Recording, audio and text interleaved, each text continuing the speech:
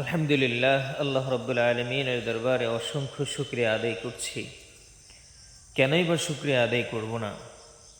কেনই বা আল্লাহ পাকের কাছে সেজদায় লুটিয়ে পড়ব না? কেননা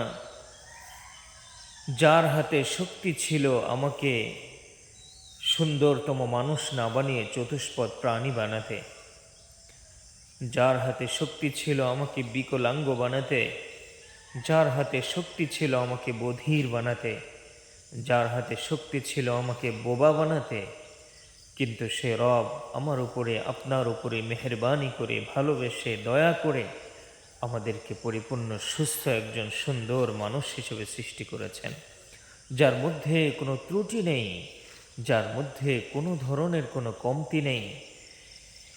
এই ধরনের একটা মানুষ যে বানিয়েছেন আমাদেরকে, এই ধরনের একটা সৃষ্টিজীব যে বানিয়েছেন আমাদেরকে, এবং যে সৃষ্টিজীব সম্পর্কে তিনি বলেছেন লাকাদ খালাকনাল ইনসানা ফি আহসানি তাকওয়িম, সারা দুনিয়ার সমস্ত সৃষ্টির মধ্যে সর্বশ্রেষ্ঠ সুন্দরতম সৃষ্টি হচ্ছে মানুষ।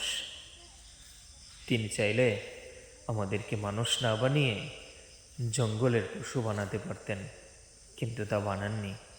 আমাদেরকে সুন্দরতম মানুষ বানিয়েছেন এই জন্য তিনি যেন আমাদেরকে বন্ধু বানিয়ে নিতে পারেন, তিনি যেন আমাদেরকে জান্নাতে তার সাথী বানিয়ে নিতে পারেন, তিনি যেন জান্নাতে আমাদের সাথে গল্প করতে পারেন, তিনি যেন জান্নাতে আমাদের সাথে হাসি তামাশা এবং আনন্দ করতে পারেন, আমাদের সাথে যেন তার দিদার হয়ে যায়। এই জন্যই তিনি আমাদেরকে মানুষ বানিয়েছেন।